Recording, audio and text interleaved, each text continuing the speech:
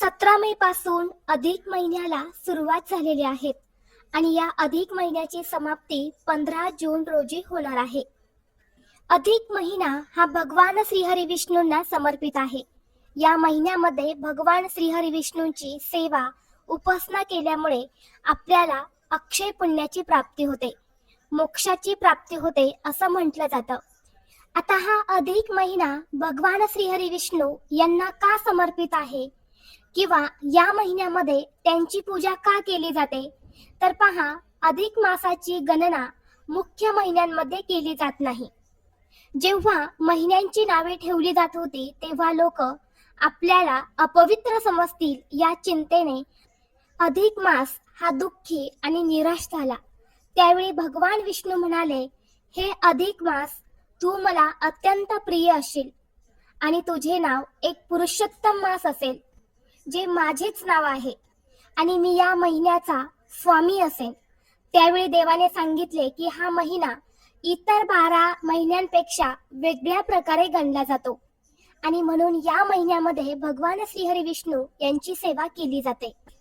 आता जेवढे महत्व भगवान विष्णूंच्या सेवेला या महिन्यामध्ये दिले जाते, तेवढेच महत्व आपल्या कुलदेवीची ओटी भरण्याला सुद्धा दिले जाते. या अधिक महिन्यामध्ये आपल्याला आपल्या कुलदेवीची ओटी भरायची आहे. या महिन्यामध्ये आपल्या कुलदेवीचा मान सन्मान हा आपल्याकडून झालाच पाहिजे. तर आज या व्हिडिओमध्ये मी तुम्हाला अत्यंत महत्त्वाची माहिती सांगणार आहे. तर या अधिक महिन्यामध्ये कुलदेवीची ओटी कधी व कोणत्या दिवशी भरावी, ओटी मंदिरामध्ये जाऊन भरावी की घरीच भरावी, ओटीमध्ये कोणते साहित्य असायला हवे आणि ही ओटी भरत असताना या ओटीमध्ये आपल्याला एक वस्तू आहे तर ती असायलाच हवी, त्या वस्तूशिवाय ओटी अपूर्ण मानली जाते.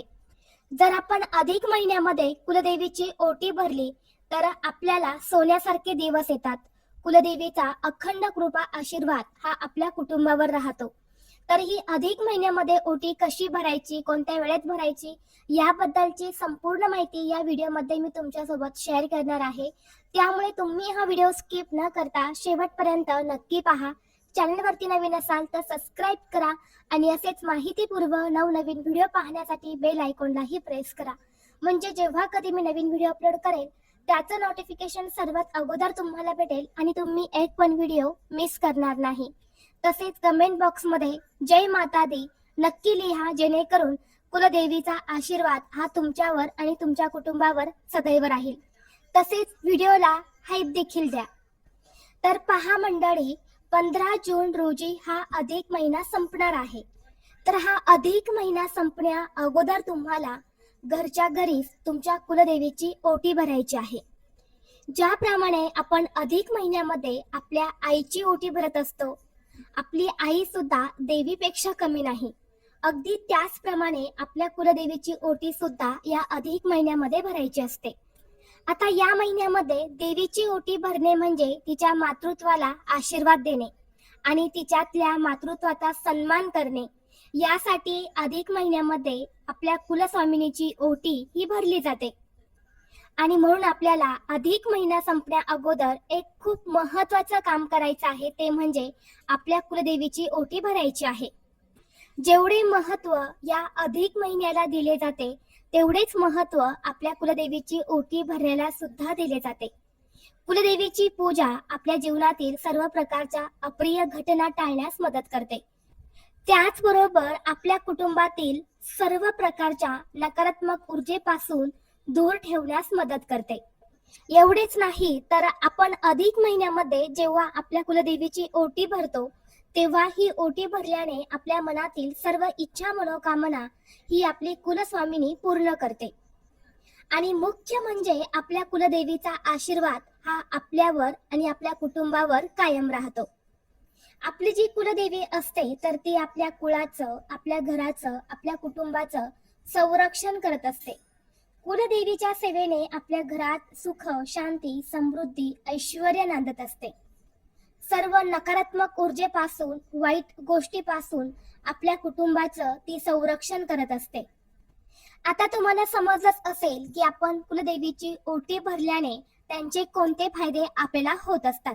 आता आपण जाणून घेणार आहे की कुलदेवीची ओटी या अधिक महिन्यामध्ये नक्की कोणत्या दिवशी भरावी किंवा कोणत्या दिवशी भरू नये.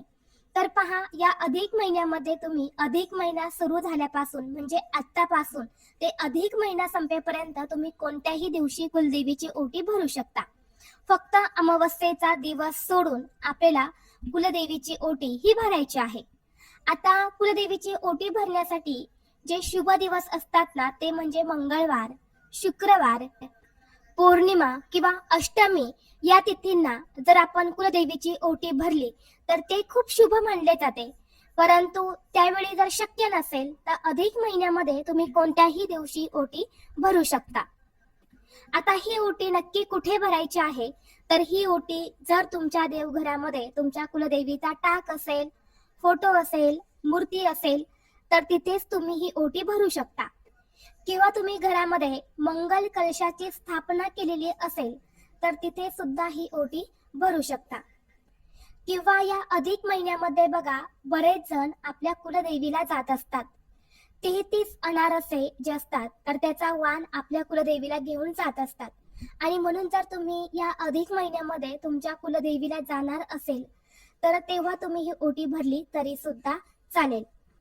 यापैकी तुम्हाला काहीच शक्य नसेल तर तुमच्या घराजवळ, तुमच्या गावामध्ये जिथे कुठे देवीचं मंदिर असेल तर तिथे देवीच्या मंदिरात जाऊन म्हणजेच तिलाच आपण देवीला कुलदेवी रूप मानून तिची ओटी भरली तरी सुद्धा चालते. म्हणजे भलेही ती देवी आपल्या कुलदेवीचं स्वरूप नसली तरी पण चालेल. म्हणजे आता समजा आपली कुलदेवी तुळजापूरची आई आहे किंवा माहूरची रेणुका माता असेल आणि आपण ज्या मंदिरात जाणार आहोत आपल्या जवळपासच्या, तर ते देवीचं मंदिर म्हणजे लक्ष्मीचं रूप असू शकतं, कालिका मातेचं रूप असू शकतं किंवा अन्य कोणतंही रूप असू शकतं. तर तिलाच आपल्या कुलदेवीचं स्वरूप मानून तिची ओटी तुम्हाला भरायची आहे. आता ओटी ही तुम्ही दिवसभरामध्ये कधीही भरू शकता. अगदी सकाळपासून ते संध्याकाळपर्यंत जेव्हा केव्हा तुम्हाला शक्य होईल तेव्हा तुम्ही तुमच्या कुलदेवीची ओटी ही भरू शकता. कारण कुलदेवीचं संरक्षण हे आपल्याला प्राप्त करून घ्यायचं असतं आणि त्यासाठी आपल्याला अधिक महिन्यामध्ये ही ओटी भरायची असते. आता आपण पाहणार आहे की कुलदेवीची ओटी ही नक्की कशी भरायची किंवा ओटीमध्ये कोणत्या वस्तू घ्यायच्या आहेत, कोणत्या वस्तूंचा खरा मान आहे. तर पहा, सर्वप्रथम आपल्याला कुलदेवीची ओटी ही खणा नारळाने भरायची असते. नारळ घेताना आपल्याला ज्यामध्ये पाणी असेल असाच नारळ घ्यायचा आहे, ज्याला वरून शेंड्या सुद्धा असतात. सोललेला नारळ हा घ्यायचा नाही, शेंड्या सहित नारळ जो आहे तर तो आपल्याला लागणार आहे. आणि खण म्हणजे आपल्याला खणाची साडी घ्यायची आहे. जर साडी घेणं इतकी तुमची परिस्थिती नसेल तर मग तुम्ही एखादा ब्लाऊज पीस घेतला तरी सुद्धा चालेल.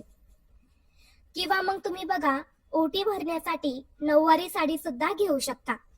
आता तुम्ही बघितलं असेल, जेव्हा तुम्ही तुमच्या कुलदेवीला गेले असेल तर तिथे नऊवारी साडीनेच कुलदेवीची ओटी भरली जाते. आणि जर तुम्हाला शक्य असेल तर तुम्ही नक्कीच नऊवारी साडी घेऊ शकता. नऊवारी म्हणजे ज्याला 9 वार असतात आणि 9 वार म्हणजे देवीची 9 रूप असतात. म्हणून तुम्ही शक्य असेल तर 9 वार साडी घेऊ शकता. नसेल तर हरकत नाही, तुम्ही 6 वारी साडी घेतली तरी सुद्धा चालेल आणि अगदी तुम्ही ब्लाऊज पीस घेतला तरी सुद्धा चालेल. जे तुम्हाला शक्य वाटेल ते तुम्ही ओटी भरण्यासाठी घेऊ शकता. म्हणजे 6 वार, 9 वार किंवा ब्लाऊज पीस. फक्त हे वस्त्र घेताना किंवा ही साडी घेताना तुम्हाला ती तुमच्या स्वतःच्या पैशातून घेतलेली असावी. तुम्हाला कोणीतरी ती दान म्हणून दिलेली आहे किंवा तुम्हाला गिफ्ट म्हणून मिळालेली आहे तर अशी साडी किंवा असा ब्लाऊज पीस तुम्हाला घेता येणार नाही. तुमच्या स्वतःच्या पैशातून तुम्ही तो खरेदी केलेला असावा. आणि साडी किंवा ब्लाऊज पीस घेताना तो सुती किंवा रेशमी असावा. कारण देवतेकडून येणाऱ्या सात्विक लहरी ग्रहण करण्याची आणि ती धरून ठेवण्याची क्षमता इतर धाग्यांच्या तुलनेमध्ये या धाग्यांमध्ये अधिक असते. आणि म्हणून साडी किंवा ब्लाऊज पीस घेताना तुम्हाला सुती किंवा रेशमी घ्यायचं आहे. आता ही ओटी भरण्यासाठी तुम्हाला सर्वप्रथम एक मोठं ताट घ्यायचं आहे आणि त्या ताटावरती तुम्हाला साडी किंवा ब्लाऊज पीस ठेवायचं आहे. यानंतर त्या साडीवरती तुम्हाला थोडेसे तांदूळ किंवा गहू ठेवायचे आहेत आणि त्या गव्हावरती किंवा तांदळावरती तुम्हाला एक नारळ ठेवायचा आहे. ज्या नारळामध्ये पाणी असेल असाच नारळ घ्यायचा आहे, तो सोलायचा नाही, कोणत्याही प्रकारच्या शेंड्या काढायच्या नाही. तसाच नारळ त्या तांदळावरती किंवा गव्हावरती ठेवायचा आहे. आणि नारळ ठेवताना आपण जेव्हा देवीची ओटी भरणार आहे तेव्हा नारळाची शेंडी ही देवीकडे येईल अशाच पद्धतीने नारळ हा तुम्हाला ताटामध्ये ठेवायचा आहे. आता यासोबतच तुम्हाला एक हळकुंड, जी अख्खी हळद असते, लेकरवाळी हळद आपण ज्याला म्हणतो, तर ते एक अख्ख हळकुंड घ्यायचं आहे. एक खारीक घ्यायची आहे, एक बदाम घ्यायचा आहे, एक सुपारी घ्यायची आहेत आणि 1 रुपयांचं एक नाणं तुम्हाला घ्यायचं आहे. या सर्व वस्तू तुम्हाला त्या ताटामध्ये ओटी सोबत ठेवायच्या आहे. यासोबतच तुम्हाला 16 शृंगाराचं साहित्य जे असतं तर ते सुद्धा घ्यायचं आहे. एवढं घेणं शक्य नसेल तर तुम्ही काही वस्तू मी सांगते त्या आवर्जून घ्या, ज्यामध्ये लाल रंगाचं वस्त्र, बांगड्या, हळद कुंकू, गजरा, मंगळसूत्र आणि जोडवी हे शृंगाराचं साहित्य तुम्हाला ओटी भरताना घ्यायचं आहे. आणि जर तुम्हाला शक्य असेल तर 16 प्रकारचा शृंगार असतो तर तो सुद्धा तुम्ही घेऊ शकता. परंतु नाही शक्य झालं तर ह्या ज्या वस्तू मी तुम्हाला सांगितल्या तर त्या घ्यायच्या आहे. आता जेव्हा तुम्ही शृंगाराचं साहित्य घेणार आहे त्यामध्ये तुम्हाला चुकूनही लिपस्टिक, पावडर, आयलायनर, नील पॉलिश या ज्या वस्तू आहे ना या ओटीमध्ये ठेवायच्या नाही, कारण त्या अनेक रसायनांपासून बनवल्या जातात आणि त्या वस्तूंचा धर्मग्रंथानुसार कुठेही उल्लेख नाही. म्हणून या 4 वस्तू ज्या आहेत तर त्या तुम्हाला कुलदेवीची ओटी भरताना चुकूनही ओटीमध्ये ठेवायच्या नाही. ज्या वस्तू मी तुम्हाला सांगितल्या आहे तर त्याच वस्तू तुम्हाला ओटीमध्ये ठेवायच्या आहे. आणि ही ओटी भरताना तुम्हाला एक वेणी किंवा गजरा हा घ्यायचा आहे. गजरा किंवा वेणी शक्य नसेल तर मग तुम्ही एखादं गुलाबाचं फुल घेतलं तरी सुद्धा चालेल. आता ही ओटी भरताना ज्या वस्तू तुम्ही ताटामध्ये ठेवणार आहे तर ते ताट तुम्हाला स्टीलचं किंवा तांब्याचं घ्यायचं आहे. चुकूनही प्लास्टिकचं भांड हे अजिबात तुम्हाला वापरायचं नाही. आता ही ओटी घरातल्या स्त्रीने भरावी.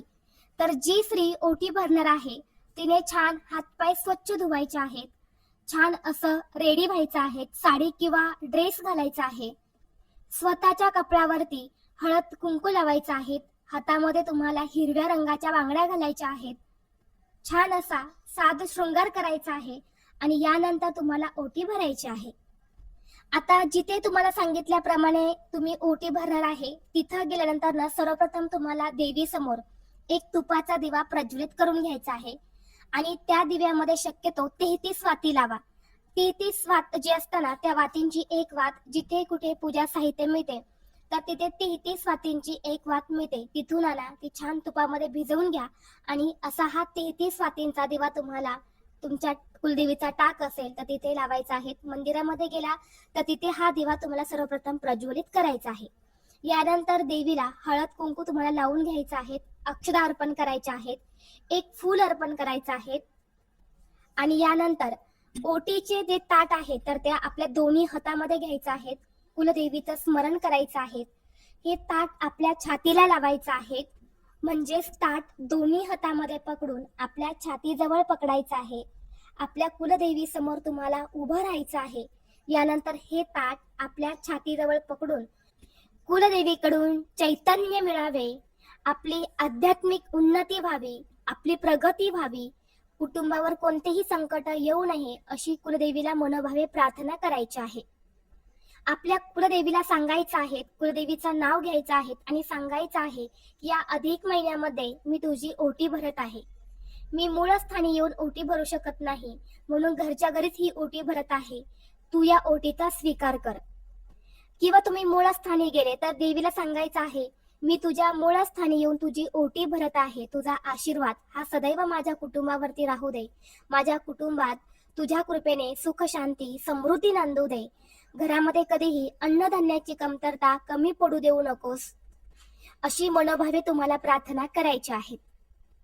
आणि यानंतर ही जी ओटी आहे तर त्या ओटीला हळद कुंकू लावून ही ओटी तुम्हाला कुलदेवीच्या मस्तकाला लावून तिच्या चरणापाशी अर्पण करायची आहे. यानंतर एका वाटीमध्ये तुम्हाला थोडेसे तांदूळ घ्यायचे आहेत आणि हे तांदूळ तुमच्या दोन्ही हातामध्ये घेऊन तुम्हाला कुलदेवीच्या मस्तकाला लावून तिच्या चरणी आपण जी ओटी अर्पण केली आहे तर त्या ओटीवरती अर्पण करायचे आहे. 5 वेळा असे तांदूळ तुम्हाला तिच्या मस्तकाला लावून तिच्या ओटीवरती अर्पण करायचे आहेत. यामुळे देवी तत्व हे जागृत होण्यास मदत होत असते. आता हीच ओटी भरत असताना या ओटीमध्ये एक खूप महत्वाची वस्तू आहे जी आपल्या कुलदेवीला अत्यंत प्रिय आहे, ते म्हणजे तांबूल. बघा, कुलदेवीची ओटी भरत असताना कुलदेवीला तांबूल हे सुद्धा अर्पण केले जाते. आता तांबूल हे नक्की काय असतं हे तुम्हाला वेगळं सांगण्याची गरज नाही, कारण आपण प्रत्येक जण जेव्हा जेव्हा आपल्या कुलदेवीला जातो तेव्हा तिथे सुद्धा आपण तांबूल हे ओटीमध्ये ठेवत असतो.